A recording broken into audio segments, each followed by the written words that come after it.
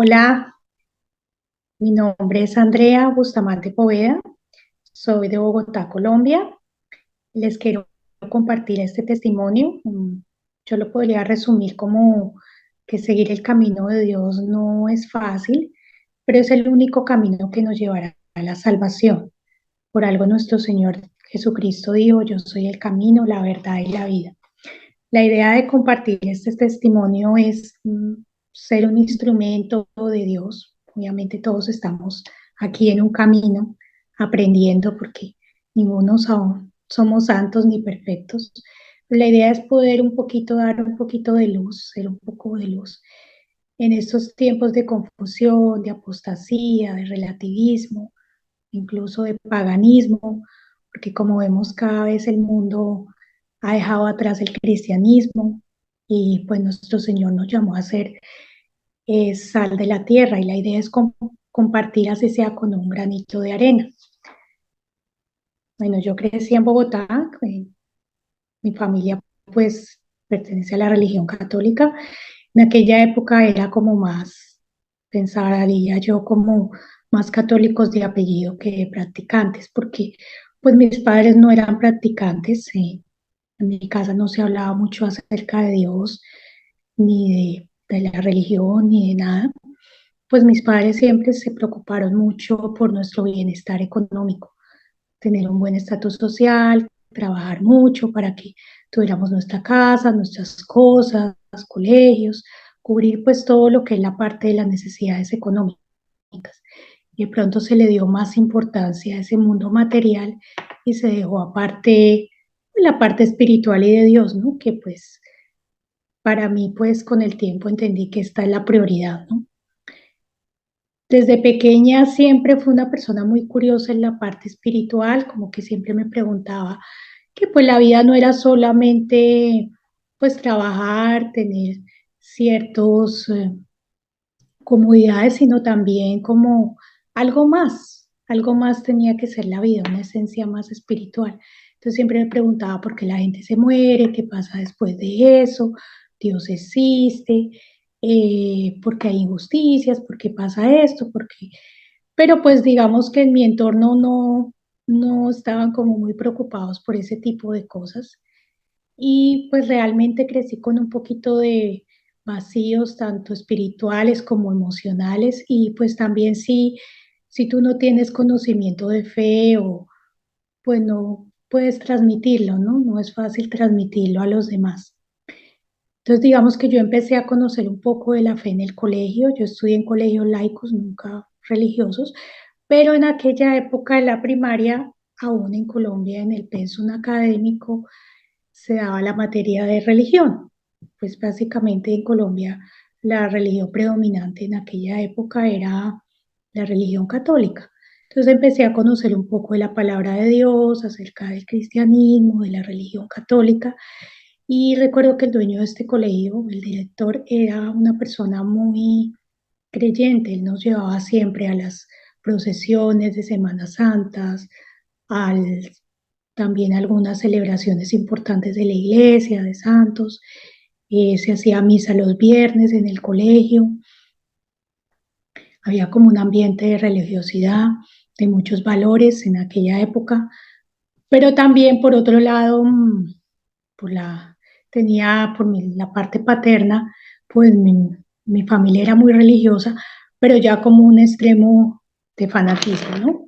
Como de que pues como que todo es malo, todo es pecado, todo es el diablo, como que a uno le decían esos cuentos de niños.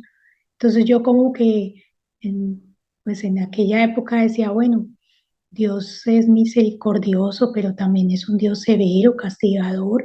Si yo no soy un ser perfecto, me va a castigar, voy a irme al infierno, bueno, no sé, siempre pensaba como, y en el colegio pues también me dicen que Dios es justicia, es amor, que dio su vida por nosotros. Entonces como que había una serie de, una confusión en mí, ¿no? De que, bueno, ¿quién es realmente Dios? ¿Quién es su hijo? Que vino a traernos al mundo? ¿Por qué esto? Pero pues aún era una niña pues no tenía esa capacidad de discernimiento, incluso no llegaba a esos adultos y si no tiene un conocimiento en su fe, pues crece ignorante, ¿no? Porque uno no conoce la fe. Entonces, digamos que yo me fui más por el lado de la familia, ¿no? Porque los niños pues tienden a seguir más lo que le dicen sus familiares que otros, ¿no? Por eso es tan importante saber lo que les decimos a nuestros hijos, ¿no? Saber cómo los educamos en la fe. La idea no es juzgar a estas personas ni nada, simplemente ellos dieron lo que en ese momento conocían y podían compartir. Yo pues comencé mi adolescencia, como dije, como con muchos vacíos, eh, pues porque se le dio mal la parte de la prioridad económica y pues de cierta manera con un poco de baja autoestima, porque pues no tuve como mucho contacto con mis padres, como dije, ellos siempre estaban trabajando, siempre estaban ocupados, era muy poco el tiempo que compartíamos como familia y a veces uno de pronto se hace la idea de que pues a ellos de pronto les interesaba más su trabajo que compartir en familia, pero pues era su manera de amar, de mostrar ese cariño hacia nosotros, ¿no? Pero pues de pronto uno en esos momentos no lo ve así, no lo entiende, ¿no? Ya después de muchos años uno acepta que pues ellos dieron lo mejor que pudieron en su momento, ¿no? Pues trabajar y mantenernos una vida cómoda y era la mejor, la forma de ellos de mostrar amor, ¿no? De tener bien a sus hijos. Entonces, que todos esos vacíos emocionales, espirituales, los empecé a llenar con lecturas de autoayuda, de autoestima. Empecé a leer libros como del Zen, de Deepak Chopra, que pues hablaban de todo esto de la meditación trascendental, de cosas orientales, de que pues dentro de nosotros existe un gran potencial para cambiar, entonces me empecé a ir como por ese tipo de corrientes. Me llamaba mucho la atención que uno mismo, sin necesidad de una iglesia, de un sacerdote, de confesiones, de arrepentimientos, pudiera hacer su propia autocuración, ¿no? Entre comillas, ¿no? Y eso me llevó a empezar a indagar acerca de las religiones orientales, leer mucho sobre el budismo, el hinduismo, la cultura del zen, y comencé como entrarme al mundo de la nueva era, pues porque todo ese tipo de cosas empiezan, comencé el camino de la nueva era. Primero pues hice unos ejercicios que eran el Qigong y el Tai Chi, que son gimnasias orientales de China, que pues estas están orientadas a mejorar pues, la energía y la salud de las personas. Incluso yo que estuve en China, vi cómo en los parques la gente lo maneja, ¿no? Entonces, pues yo no lo vi como esas prácticas muy, no las vi como algo que pues lo alejara a uno de su fe cristiana, ¿no? Simplemente como lo vi como un manejo de energía y de ejercicios. Ya después me llamó la atención el Reiki. Yo solamente alcancé a hacer 2 niveles. Con el Reiki sí tuve experiencias como muy negativas, porque cuando comenzamos la práctica, al principio la teoría todo parecía muy bien, pero cuando empecé la práctica de tocar a las personas, que supuestamente uno podía tener el poder sanador, pero si uno ni siquiera tenía tantas cosas que traía desde su niñez, ¿cómo podía sanar? Pero bueno, esa es como lo que le dicen a uno, que uno puede sanar y no importa cómo. Pues yo estoy haciendo como un resumen porque es algo que abarca muchas cosas, pero digamos que cuando yo empecé a tocar las personas, yo sentí como cosas perturbadoras, como unas voces, como algo que no me dejaba en paz, como no podía dormir, tenía pesadillas frecuentes, escuchaba como no, yo no podría, no sabría decir cómo explicar unas voces que me decían, me gritaban, me trataban mal, me hacían sentir. Y recuerdo que yo le dije a estos maestros que qué pasaba. Entonces ellos me decían, no, eso es parte de la formación, si quieres hacer el tercer nivel. Y bueno, realmente era como más presionando a que uno siguiera en eso y pues seguir pagando, ¿no? Porque todas las cosas de la nueva era hay que pagar. Después de que vi que el Reiki no era lo mío, salí a hacer otras terapias que se llama programación neuroconsciente y constelaciones familiares, tratando de eh, mejorar mi energía, encontrar un balance, tratar memorias personales, sanar todas estas situaciones de mi infancia, esos vacíos espirituales. Y realmente lo que se maneja en el proceso de las neuroconsciente es que se trata como una serie de hipnosis, ¿no? Y eso es muy delicado porque muchas veces las personas que hacen ese tipo de hipnosis no son personas profesionales, no son psiquiatras, no son psicólogos, no son personas profesionales, sino una pseudociencia y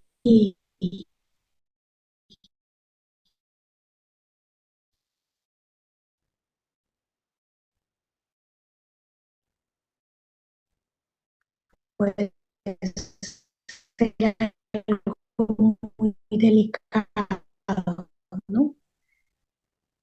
Tratar de sentir como un estrés. Había estudiado en la universidad, había conseguido un trabajo, ya era una persona profesional, después viajé fuera del país, me fui a Australia un tiempo, también siempre en esa búsqueda, pero yendo por caminos que no eran de Dios, pero pues en ese momento yo creía que, que era lo mejor, ¿no? Estaba totalmente atrapada en eso y no es fácil de salir. Ot- eh, as- Me di cuenta que pues estas prácticas no me estaban llevando, no estaban solucionando el estrés, la depresión que yo sentía, sino al contrario, aumentaban era mi ego, ¿no? De sentirme que pues yo soy un ser superior, que porque busco este tipo de prácticas, que mi familia no tiene el mismo nivel que yo tengo, que yo soy una persona que supuestamente soy la salvadora, la sanadora de ellos. Bueno, una serie de egos que lo único que hacían era chocar con, tenía unas relaciones familiares peores de las que tenía cuando era una niña. Realmente complicar porque empieza ese ego, esa soberbia, yo mismo. Yo soy la que sufro, ustedes fueron los culpables porque no dieron esto, porque no hicieron esto, pero realmente nadie puede dar de lo que no tiene, ¿no? Si uno no puede tener amor, si uno no conoce acerca de Dios, ¿cómo va uno a enseñar a otros, ¿no? Pero pues uno no ve eso, ¿no? Es como una ceguera, es como ponerse una venda en los ojos donde tú no ves lo que pasa, ¿no? Sino solamente yo soy el centro del universo, yo soy la persona, los demás no entienden, mi nivel es mucho más alto, ellos están en otro nivel más bajo que el mío, yo tengo un nivel más espiritual, bueno, todo este tipo de cosas que son las que veía en la parte de la nueva era.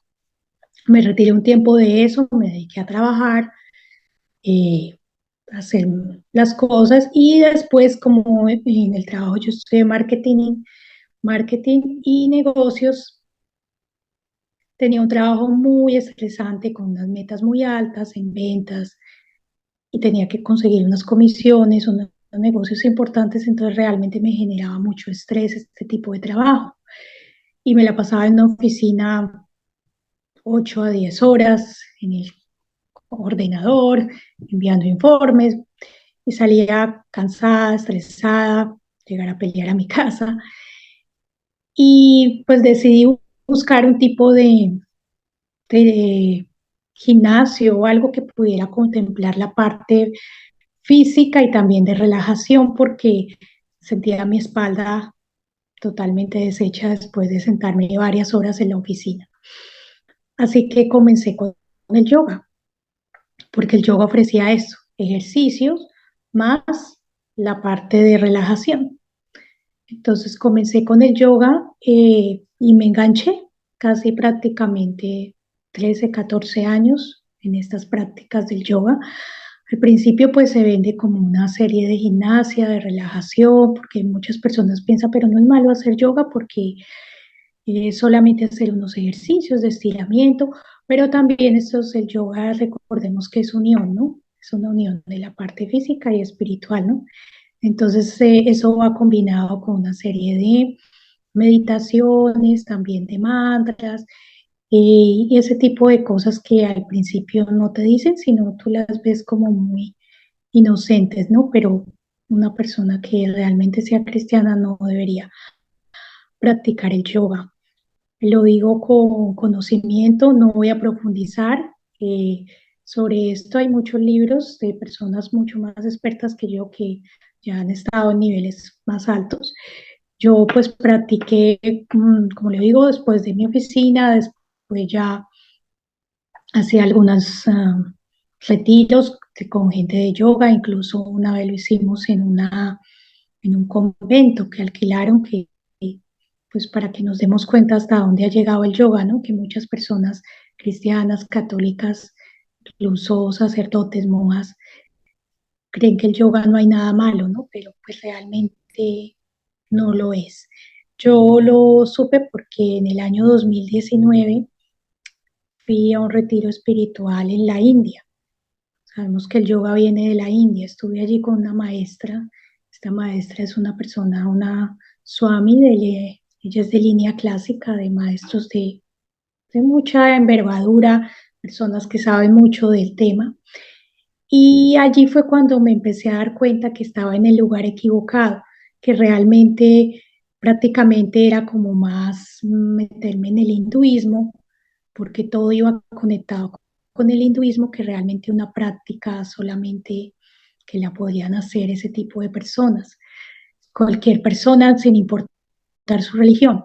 Ella hizo unos comentarios un poco negativos acerca del cristianismo. Ella dice que el hinduismo es más antiguo, que bueno, una serie de cosas que pues la idea no es debatir en este momento, pero me di cuenta que realmente todos estos mantras, estos cantos es en alabanza a esos dioses del hinduismo, todas las prácticas de meditación también, como yo nunca hice como esto de despertar el kundalini o prácticas muy avanzadas, tal vez creo que Dios, y no sé, tal vez oraron mucho por mí mis antepasados, mis abuelos, y nunca llegué a esos estados de como, porque hay muchas personas que no fue mi caso, por eso lo digo, que han tenido posesiones cuando han tenido ese tipo de despertar kundalini, bueno, han llegado a altos estados de meditación.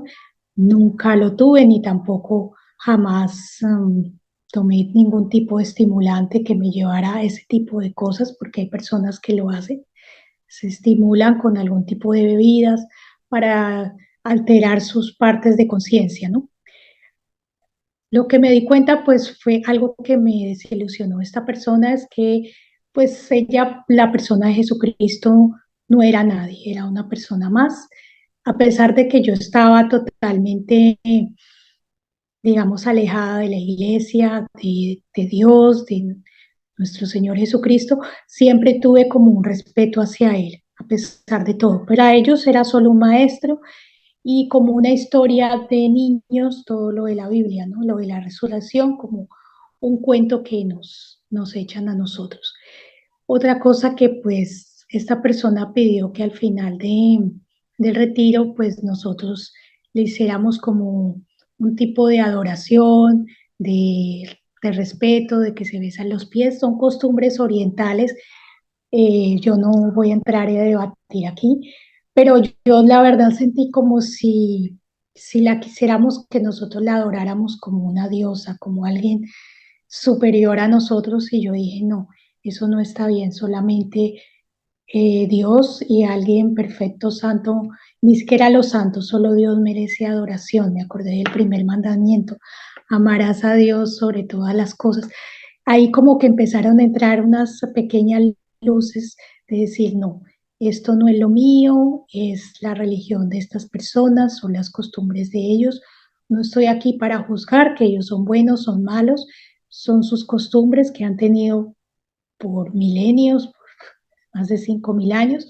Entonces, no soy nadie para cambiar, simplemente yo como persona, dije, no, esto no es lo mío, yo siento que esto lo único que me está es alejando de Dios, a pesar de que no lo conozco, porque no he leído su palabra, no conozco muchas cosas acerca de él y me daba pena ya en mi edad, ya sobre mis 30 y algo, y no conocer acerca de Dios, porque no era una buena cristiana, ni nunca me interesé fue por otras cosas más del mundo, ¿no?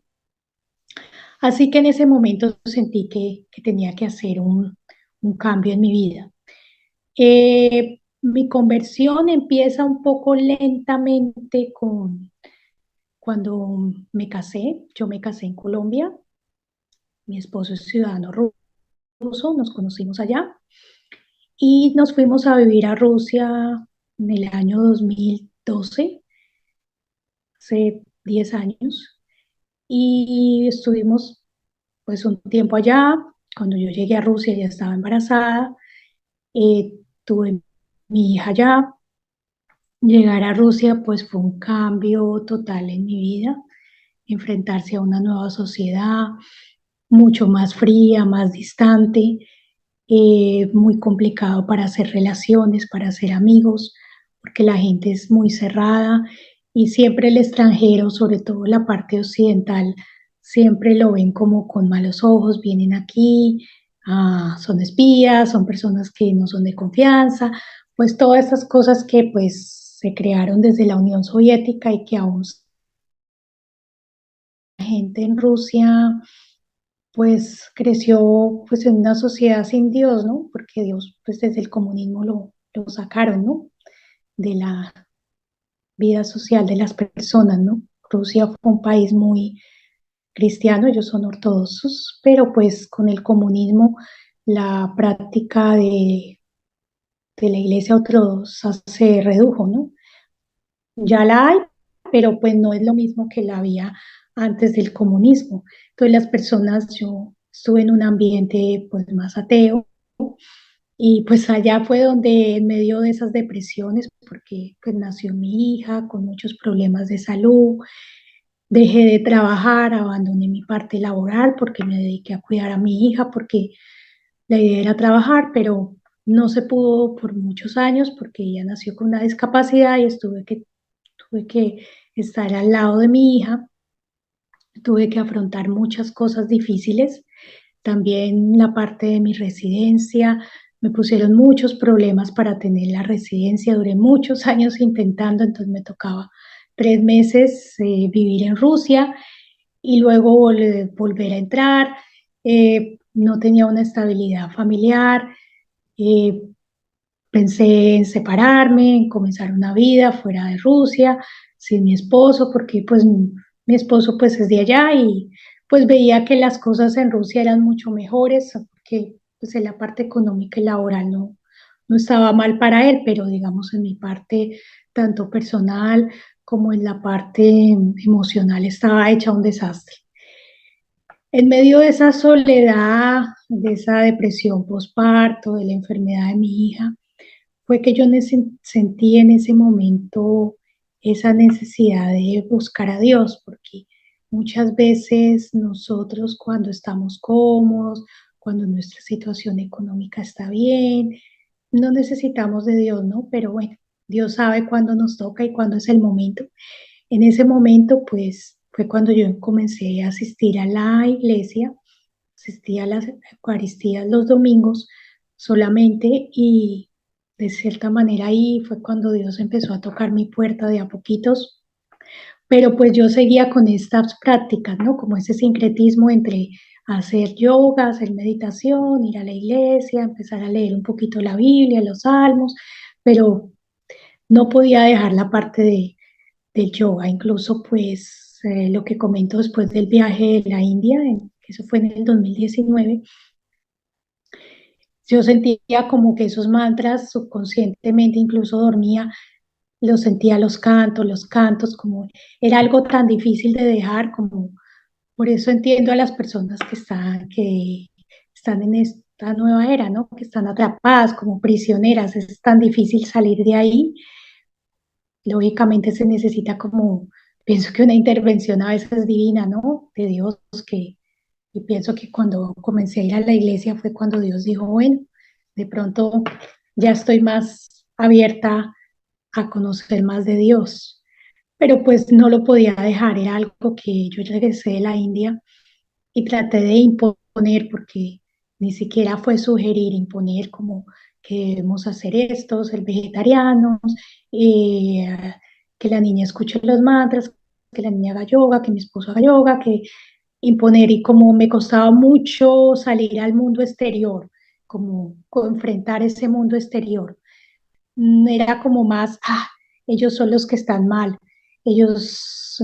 esta sociedad es la que está mal, yo no tengo que, yo no, como un punto de vista más de juzgar a estas personas, ¿no?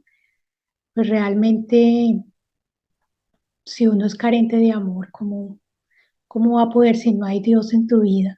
Si no están, digamos, muchas de estas familias de esta sociedad rusa, pues son familias que en su mayoría están separadas, muchas personas ya tienen dos, tres matrimonios, porque no había como una moral cristiana. Nosotros en medio de todo en Occidente, la parte de Hispanoamérica, España, bueno, países latinos y los países también del Mediterráneo, había esta cultura, ¿no? De valores, de mantener las relaciones por largo tiempo, de nuestros abuelos, incluso de nuestros padres, ¿no? Pero digamos, en esta sociedad todo fue muy diferente hace 70 años, todo, bueno, prácticamente 100 años, que todo cambió, ¿no? Entonces era como un sentimiento de rechazo, de odio hasta esas personas, en vez de tratar de comprender, ¿no? Que la historia de ellos es así y pues ellos han querido no cambiarla, porque esa también es la otra, ¿no? A veces no queremos cambiar, ¿no? Queremos seguir solo quejándonos, pero no cambiar. Así que mi esposo me vio como en un punto que yo ya estaba muy mal, muy agresiva, muy tensa, muy que realmente este camino no me estaba llevando a nada, sino solo a alimentar mi ego, entonces no era un camino que me iba a ayudar, sino posiblemente si hubiera seguido en este camino no tendría mi hogar, que ya hubiera pensado solamente en mis satisfacciones personales, sino no las de mi familia. Todo esto, pues, digamos que fueron experiencias tan fuertes que incluso me llevaron a escribir un libro en Rusia, porque lo que digo, Rusia fue como, es increíble cómo Dios actúa, ¿no? Rusia fue el país que en medio de esa soledad, de esa tristeza, fue el que me llevó y escribí mi primer libro que se llama La vida en una maleta, que es todos estos viajes, todo este tipo de cosas que, y llegar poco a poco a nuestro Señor, ¿no? Aunque tenía al principio unos matices de todo esto que viví del yoga. Después mi esposo me animó a hacer el Camino de Santiago en España. Yo no conocía nada acerca de este camino, comencé a investigar, pues dije, no estaría bien hacerlo por una semana o 15 días, pero él dijo, no, deberías hacerlo todo completo, tomar un mes o 2 meses, pero hacerlo completo. Yo dije, no, yo no creo que lo vaya a hacer, no me interesa caminar casi, quería, pues la intención era hacer el camino francés, que es uno de los más largos, que son casi 800 kilómetros desde la frontera con Francia, desde Saint-Jean-Pied-de-Port hasta Santiago de Compostela. Le dije, no, yo no soy como tan deportista, me gusta hacer ejercicio, caminar, pero no soy una persona que va a caminar 4, 5, 6 horas diarias quedándome en diferentes sitios. Siempre mi mente estaba muy negativa acerca de este tipo de, y sobre todo más que negativa, tal vez yo estaba como tanto miedo de enfrentarme a mí misma, tanto miedo de conocerme, de saber qué hay dentro de mí, porque pues siempre en todos estos procesos de nueva era, de retiros, pues siempre compartía con personas, con gente, con alguien, pero en esta vez yo ya iba a ir sola. Yo no iba a ir con mi esposo, ni con mi hija, ni con amigos, ni con nadie más.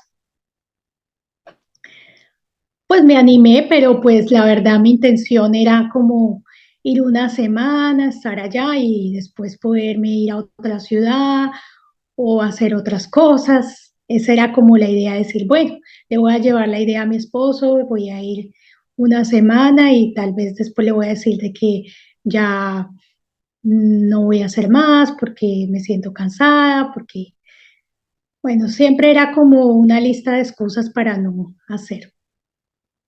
Cuando llegué allá, pues llegué con una maleta enorme, 20 kilos, que es algo absurdo porque en el camino, pues la idea es como ir lo más ligero posible. Incluso la persona que me vio en la primera parada del camino, en Saint-Jean-Pied-de-Port, en Francia, me dijo, llevas mucho equipaje, pero en realidad era todo eso que estaba cargando durante años de mi vida. Entonces dijo, bueno, claro que tú puedes hacer una mochila pequeña y enviarla a diferentes pueblos y ciudades con tal de que es imposible que vas a caminar con eso. La primera etapa no la hice porque era como pasar los Pirineos, era una etapa muy linda de ensayar a pie por Roncesvalles. Pero ya en Roncesvalles sí tenía que iniciar porque ya era la idea, ya estando en España, iniciar. Solucioné lo de la mochila, de enviarla, que la enviaban, la recogían y todo. Recuerdo que esa noche pues sí, tenía como mucho miedo, veía que pues muchas personas iban en grupo, en pareja, algunas solas también. Entonces dije, bueno, encontraré algunas personas que sean como compañeros. Bueno, había una misa del peregrino allí en Roncesvalles. Yo asistí a la misa, pues esperando recibir como la bendición de Dios, bueno, de este camino, aunque en aquel momento no era tan creyente. Yo llevaba como siempre, pues en mi teléfono móvil los podcasts de todos estos de los mantras, de las meditaciones y esa era como era yo en ese momento. Eso fue en el año 2019 que precisamente digo que pues fue algo, un regalo muy lindo de Dios porque pues ya en el 2020, como sabemos, el camino no volvió a ser el mismo, ¿no? Pues igual ya se abrió de nuevo, pero pues ya hubo muchas restricciones después del 2020. Entonces como que fue como mi campanazo final, el 2019 es un año que pues lo recuerdo con mucho cariño, que creo que fue el año de mi verdad, pues cuando empecé la conversión más en serio. En la Eucaristía recuerdo que este sacerdote al final dijo, los voy a encomendar a la Santísima Virgen María. Yo recuerdo que cuando él dijo eso, yo sentí una necesidad de mí afloró como una necesidad maternal, como ese instinto que yo reclamaba durante niña, ¿no? De que yo no tuve pues como mi madre ahí cuidándome, consintiéndome, porque pues ella estaba trabajando, estaba haciendo otras cosas, tuve mis abuelos, mis tíos, otras personas, pero no mi mamá. Y en ese momento yo sentí que necesitaba esa figura femenina, esa madre, alguien que me acogiera. Yo dije, bueno, yo nunca pues fui persona que seguidora de la Virgen, ni interesada en conocer de la Virgen, porque como lo dije, mi fe era muy incipiente. Y bueno, yo le dije, bueno, mamita María, pues acompáñame en este camino, ya que no tengo mi mamá física acá, pues por lo menos tú acompáñame. Yo solamente te prometo que voy a hacer una Ave María en cada ermita, cada iglesia, cada capilla, cada basílica que visite durante el camino. Yo no te voy a prometer nada más porque pues yo no soy persona de hacer oraciones ni de muchas cosas, pero te prometo que te voy a hacer un Ave María. Fue algo que surgió de mí, algo como tan íntimo, tan especial que en ese momento sentí que tenía que acogerme bajo el manto de María, aunque no la conociera mucho, ¿no? Después de ahí, pues comencé el camino, mis etapas, lógicamente con dudas, con miedos de que pudiera caerme, pasar un accidente, eh, perder mi dinero, enfermarme, bueno, muchas cosas. Y pues fui encontrando muchas personas a lo largo del camino, ¿no? El camino de Santiago pues está abierto para todo tipo de personas, no tiene que ser personas de cristianas, de fe, sino hay muchas personas que lo hacen por deporte, por por pasear, hay también muchas cosas de nueva era en el Camino de Santiago. Se crearon una serie de mitos, que los caballeros templarios, que ciertos rituales, que una cantidad de cosas que yo me encontré con un grupo de personas así, con las que caminé varias etapas, que eran personas fan número uno de la nueva era. Incluso una de esas personas era bruja, que hacía hechizos, que hacía ese tipo de cosas. Yo pues nunca he estado de acuerdo con ese tipo de cosas de utilizar a otras personas o tratar de atraer ese tipo de cosas, pero esas fueron las experiencias, que es algo que pues quiero profundizar en un próximo libro que quiero escribir. Incluso yo duré con una persona con la que practicaba mucho todo este tipo de cosas. Ella era astróloga, hablábamos mucho de todo este tipo de las prácticas de la nueva era, como que me seguía a pesar de todo en el camino, como que, pero yo sin embargo seguía firme en hacer la Ave María, en asistir a las misas. No sabían que todas, yo en ese momento, como mi ignorancia era total acerca de mi fe, pues todo ese tipo de misas eran como que me estaban, no digamos esa palabra, pero en este momento no se me ocurre decirla, pero me estaban limpiando de todas esas cosas que yo traía, pero yo no lo entendía. Yo en ese momento no lo entendía e incluso seguía con esta persona. Hasta que llegó un punto en que ya me desesperó tanto, tantas cosas de todo esto, que le dije, no podemos seguir juntas, lo mejor es que cada cual sigamos nuestro camino, porque la forma de que nos podamos encontrar con nosotras mismas, tú sigue tu camino, yo sigo el mío. Comencé sola a hacer mi camino, como llegué sola, y empezar como a sentir esa presencia de la Virgen, ¿no? Acompañándome, quitándome de lado, pues muchos obstáculos que no me dejaban como acercarme a Dios. Recuerdo que la última etapa del camino, ya llegando a Santiago de Compostela, ya estaba próxima a llegar, ya faltaban como unos 15 kilómetros más o menos. Había una señora delante mío y detrás venía un ciclista a toda velocidad. Recuerdo que esta señora iba tan distraída, no sé, en sus pensamientos, en sus cosas, que casi por poco este ciclista no la pudo esquivar, porque ella ni siquiera se había dado cuenta que venía una bicicleta detrás de ella. Recuerdo que le grité, cuidado, tenga cuidado, mire. Y ahí fue cuando ella escuchó y se dio cuenta del peligro. Eh, Empezamos a hablar los kilómetros que nos faltaban. Ya era una señora de edad, española, muy querida. Y bueno, le comenté acerca de mi historia en Rusia, de mi libro. Ella se interesó, me dijo que pues estaba interesada en tenerlo. Llegamos a Santiago, ella ya en Santiago iba a encontrarse con su esposo y posiblemente ellos iban a ir a Finisterre. Ella siempre pues me preguntó, como yo diría en ese momento, la pregunta del millón, ¿y qué, Andrea, qué vas a hacer después de que acabe el camino? Entonces yo le dije, no sé, exactamente este es mi día número 40. Entonces, entonces yo me puse a pensar, es un bonito número porque es 40 días, Cristo estuvo en el desierto 40 años, el pueblo de Israel, este número 40, ¿no? De pronto era un momento que necesitaba de proceso para llegar aquí. Lo pensé, ¿no? Entonces ella me dijo, podemos compartir. Tenía en mi cabeza como muchas dudas. Algo que se me había olvidado comentar fue que esta persona con la que yo estuve en el camino, que era de Nueva Era y todo esto, ella me sembró increíblemente la inquietud de ir a Fátima, a Portugal. Ella quería ir a Fátima. Yo recuerdo que yo en mis planes no tenía la idea de ir a Fátima ni a Portugal. A duras penas, si podía hacer 2 etapas del camino, me daba por contento. La verdad, ni siquiera pensé que lo podía terminar. Pero bueno, ese era mi día número 40. Entonces dije, bueno, tal vez podría ir a Fátima, pero es complicada la conexión directa de Santiago a Fátima. Tocaba coger un autobús hasta Porto, después esperar, luego otro autobús hasta Fátima, o algo hasta Madrid, o un tren hasta Lisboa. Veía como la conexión un poco complicada. Entonces dije, tal vez este plan lo dejamos para después.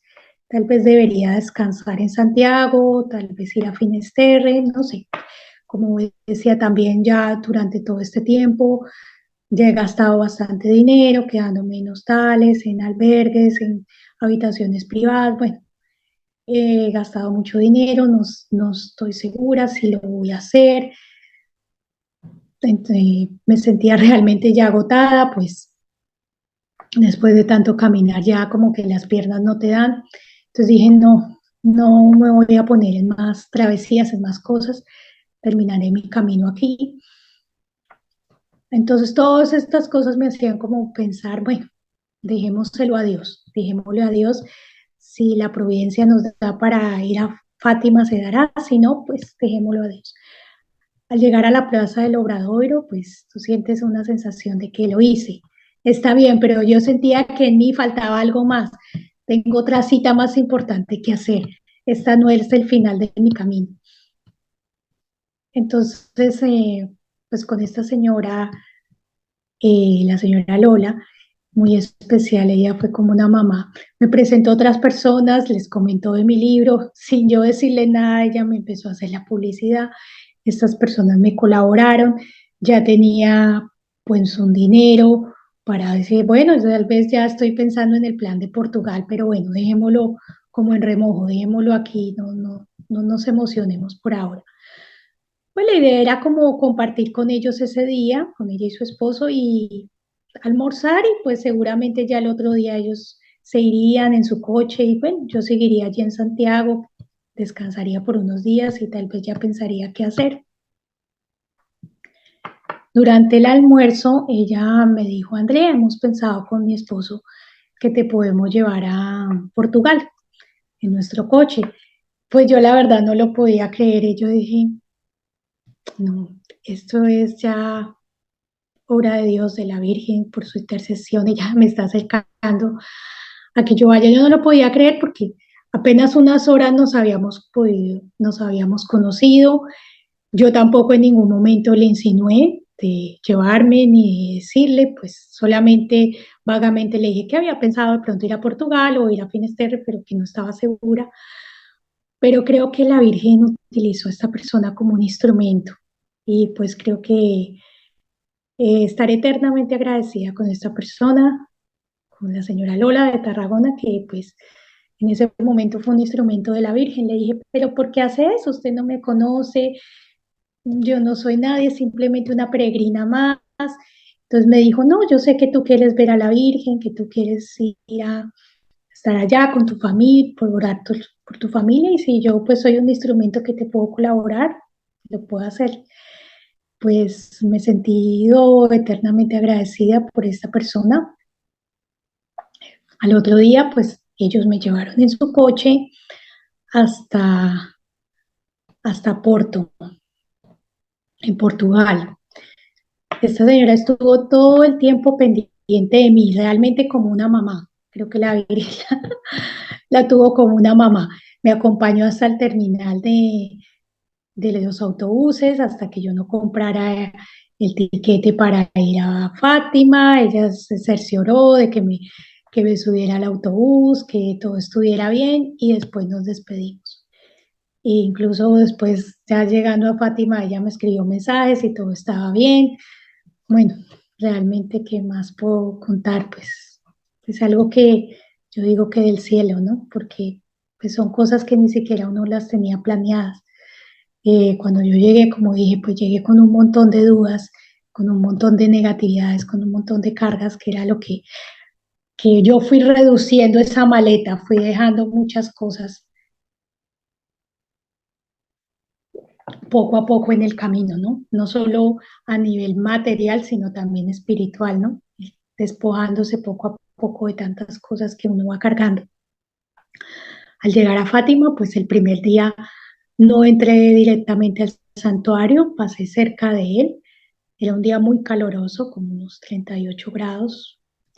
Y como dije, pues estaba agotada, pero sí me senté un rato a las afueras del santuario a descansar, sentí mucha tranquilidad en ese momento y al otro día pues fui al santuario, ni siquiera sabía dónde era la capilla de las apariciones, no sabía nada de Fátima, no sabía muchas cosas, que allí se había aparecido la Virgen, de los tres pastorcitos, que las profecías de Fátima, que tenían que ver con Rusia, con la conversión de Rusia, que bueno, y ahorita pues sabemos todo lo que está pasando en Rusia, ¿no? Entonces, ahí fue cuando me empecé a enterar de todo lo que había pasado en aquel lugar, en la Coahuila. Fui a la capilla, en ese momento estaban haciendo un rosario y luego después era la misa. Me quedé, yo pues cuando vi a la Virgen lo único que dije fue agradecerle, obviamente por haberme llevado a este camino, por haberme guiado, pedirle mucho por mi conversión, porque realmente me quitara todos esos obstáculos que pues, me impiden acercarme a Dios, me impiden ser feliz, me impiden sentir esa paz que todos estamos buscando. Eso fue lo único que yo le dije, una oración muy sencilla, porque como dije, no sabía ni siquiera qué decir, pero pienso que, como dice a Dios a buen entendedor, pocas palabras. No voy a decir que tuve unas experiencias místicas, algo así espectacular, que vi rayos, luces, no, simplemente fue algo muy sencillo, sentarse ahí, sentir paz, sentir tranquilidad, mirar los peregrinos, compartir un rato. Allí estuve 3 días y luego después tuve que volver a Rusia. Pues para mí fue muy difícil, no quería irme de allí, pues era como un pedacito del cielo en la tierra, Fátima. Pues tuve que volver porque pues también entender que parte de nuestra realidad en este mundo no es solo estar felices y que Dios nos solucione todo, porque realmente el único lugar perfecto y feliz es el cielo, ¿no? Por algo la Virgen le dijo a Santa Bernardita, siempre que me acuerdo de ella, le dijo, no te prometo hacerte aquí feliz en la tierra, pero sí en el cielo, ¿no? Pero bueno, empezar como a asumir, a ver con otros ojos la vida, las personas, entender que en medio de nuestras dificultades Dios está ahí. Empezar a entender. Algo que sí puedo decir que fue como milagroso fue que pues yo perdí totalmente interés acerca de estas prácticas de yoga, de todo este tipo de cosas. Es como si alguien hubiera entrado a mi ordenador y hubiera borrado un archivo, ¿no? Como borrar. Y se eliminó porque de mi mente pues se eliminó todo este interés por todo este tipo de cosas. Ya no sentí ningún tipo de interés, ya no escuchaba esos mantras en mi cabeza, ya no sentí que eso fue algo que de pronto la Virgen me ayudó, empecé a comenzar a aprender de mi fe, leer la palabra, leer el catecismo, asistir más a la Eucaristía, entender, leer Vida de los Santos. Lógicamente sigo en ese proceso porque es algo que toma mucho tiempo, hasta toda una vida le ha tomado a todas estas personas de la iglesia, ¿no? Entender la riqueza que tiene nuestra fe, ¿no? Porque pues siempre nos adoctrinan en contra de la iglesia, que los curas que hacen esto, que hay mucha corrupción, que el Vaticano, pero por encima de eso está la fe en Dios. Y también descubrí que hay personas, hay sacerdotes, hay comunidades maravillosas que ayudan. Como siempre hay buenos y malos pastores, pero bueno, hay que orar mucho por ellos y por nuestra conversión. Incluso en ese momento, ya cuando llegué del camino, fue que me enteré que en San Petersburgo, en la iglesia que yo asistía católica, había una reunión de laicos con el sacerdote después de la misa, todos los domingos, donde se compartían cosas de la fe, se conocían las personas. Las personas que asisten a este grupo pues son extranjeras, no son rusas, son personas que pues trabajan en Rusia o ya viven de bastante tiempo, pero son de Filipinas, de África, de los Estados Unidos, algunos de Europa. Y comencé como a tener contacto con esta comunidad, como que ya se empezaron a abrir otros caminos, a compartir otras cosas, conocer más de la fe. Y bueno, empecé a sentirme menos sola porque estas personas, pues ya que las personas pues de Rusia no me dieron como esa entrada, por lo menos nosotros como extranjeros nos acogíamos, ¿no? Porque compartíamos muchas cosas en común, especialmente nuestra fe. Así que mi vida empezó a cambiar. No voy a decir que es perfecta, que soy, ya no soy como que pienso que soy mejor o peor, simplemente cambió muchas cosas. A trabajar, empecé a trabajar el perdón y a entender más a mis padres, a mis familiares. Durante la época de la pandemia, incluso viajé a Colombia. Como había dicho, pues mi familia no era de oración. Y bueno, comenzamos a hacer el rosario en mi casa. Yo antes era como invitar a mi familia a las prácticas del yoga, a ir a todos esos cursos, seminarios, y bueno, ya después fue como una invitación al rosario, ya no de una manera como ni obligar, ni venderles, la idea es que tiene que ser así, es que simplemente decirles, bueno, el rosario y a través de mi experiencia, ellos vieron mi cambio, ¿no? Antes era de una manera de imponer, egoísta.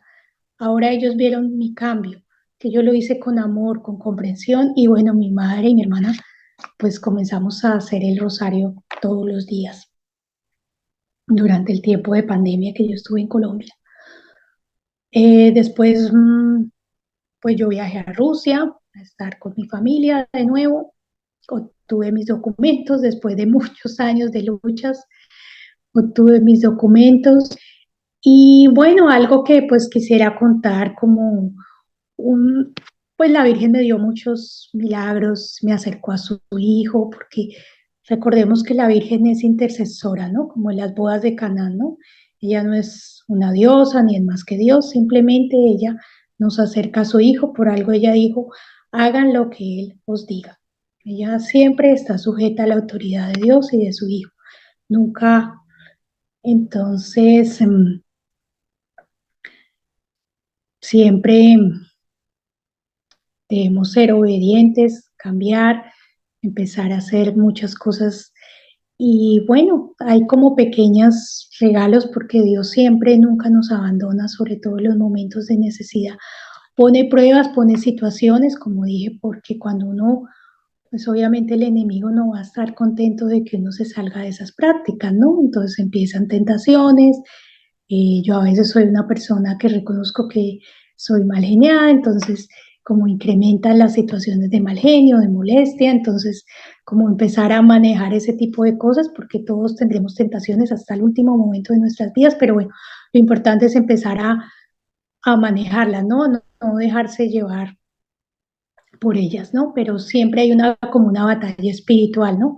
Como que uno a veces tener estas ideas, pero hace otras, bueno, algo que me gustaría compartir de un milagro que tuvimos hace poco, de los muchos que hemos recibido, fue cuando, bueno, yo como les conté, obtuve mi residencia y pues digamos que la vida se calmó, se tranquilizó por un tiempo, ya tuve una estabilidad con mi esposo.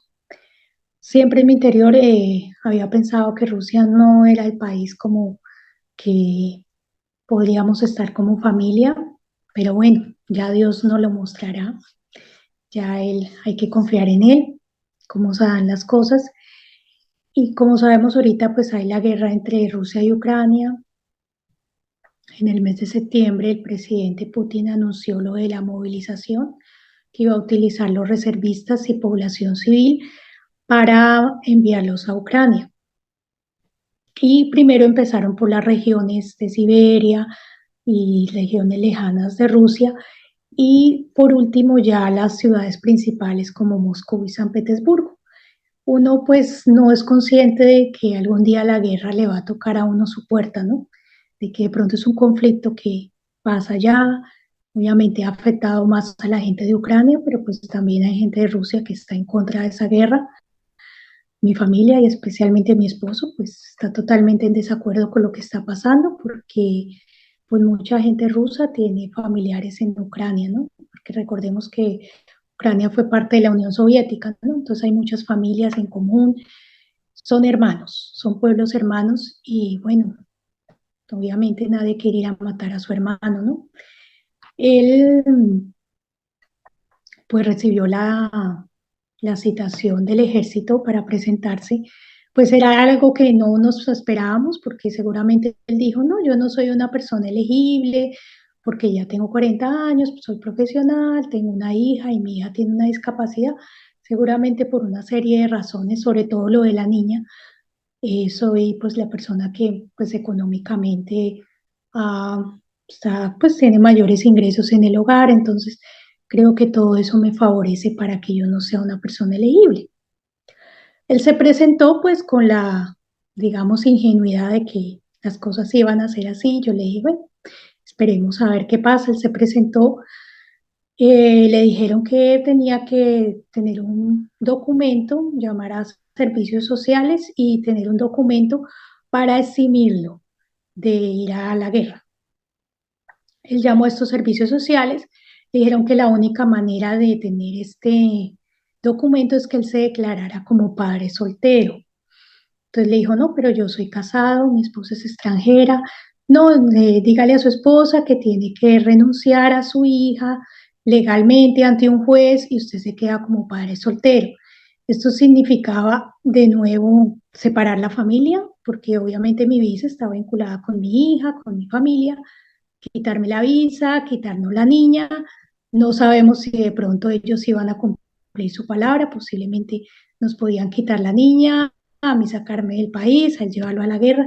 No sabemos porque, como sabemos, pues un gobierno como el de Rusia no hay muchas buenas cosas que esperar. Entonces dijimos, no, este camino no nos sirve, no nos va a ayudar.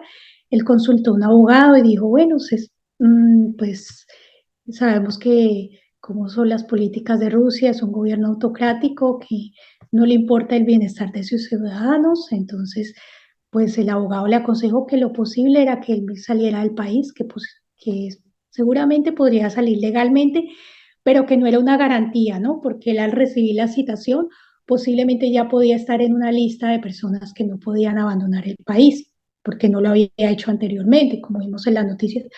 Mucha gente cuando se anunció la movilización se fue de Rusia, pero pues mi esposo pensó que por todas estas razones él no le iba a tocar. Fue muy difícil convencerlo porque él tenía todavía la ilusión, entiendo, porque es su país, es su tierra y uno pues siempre pues desea, ¿no? Estar allí y si más si se tiene una estabilidad, ¿no? Porque, pero pues él como lo sabe muy bien, su padre murió cuando él era un bebé por enfermedad, él sabe lo que es crecer sin padre, ¿no? Entonces en esos momentos uno se da cuenta de lo valiosa que es la vida, ¿no? Independientemente de lo material, de que puedas tener, pues digamos, una buena situación económica, tu hogar, tu apartamento, tus cosas, pero pues realmente lo que importaba en ese momento era la vida.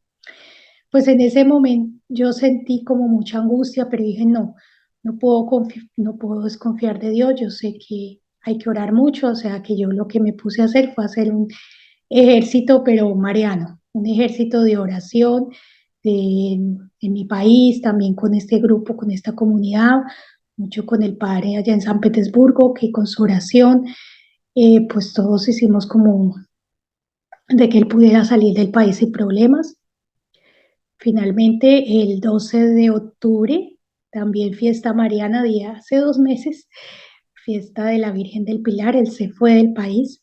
Pues primero él se fue solo porque no sabíamos qué podía pasar, si le podían en el aeropuerto detener para pasar el control de pasaportes, no sabíamos nada. Pero bueno, gracias a Dios pudo salir sin ningún problema legalmente. Y bueno, pues ya después de ahí, pues hace casi en mediados de noviembre nos encontramos, estamos acá en Grecia, pues no sabemos todavía cuál será nuestro destino fijo, pero bueno, hay que confiar en Dios, que es lo que yo les digo a las personas de todo corazón, por mi experiencia, que pues hay momentos difíciles y seguramente la humanidad va a pasar por momentos muy difíciles, lo estamos viendo, no se necesita como ya tú ves que, y realmente es muy difícil mantenerse la fe en estos tiempos, ¿no? que por las redes sociales, por el internet, por las noticias, nos alejan de Dios, nos llenan de miedo, pero hay que confiar en Dios, hay que pues orar mucho por toda la situación que está pasando el mundo, ¿no? Porque no sabemos, esta guerra pues ha afectado a miles de personas porque desafortunadamente no todas las personas pudieron salir del país, algunas las llevaron como decimos, al frente de batalla como carne de cañón, porque pues son personas que pues no tienen ningún tipo de entrenamiento militar o si prestaron el servicio militar fue hace 20 años que pues ya no tienen ningún tipo de experiencia y pues son prácticamente presas fáciles para la muerte y también pues todas estas personas de Ucrania, ¿no? También todo esto ha causado en estos países y pues a nivel mundial una crisis, ¿no? Básicamente, pues este es mi testimonio, lo hice de una manera muy resumida, pues porque se podía indagar en más temas, profundizar más. Espero que pues esto le traiga mucha luz a todas esas personas que están en estas prácticas, a todas esas personas que pues tienen dudas, porque pues todos las tenemos, somos humanos, pienso que a veces hay que transitar varios caminos, pero lo importante es encontrar el verdadero, ¿no? No seguir perdidos como sin rumbo. Y bueno, gracias al Rosario de las Once por darme esta oportunidad de compartir este testimonio y darle pues la gloria a Dios. Y gracias a Mamita María, a Nuestra Señora, a San José, a todos los santos. Y especialmente también no puedo olvidar a Santa Teresita del Niño Jesús, que también me oré mucho por la intercesión para lo de mi esposo y bueno, seguir en oración para que nos mantengamos unidos y por todas las familias, que en este momento pues la familia como sabemos es muy atacada, ¿no? Muy atacada, entonces hay que orar y mantenerse porque la unión hace la fuerza. Un abrazo, gracias.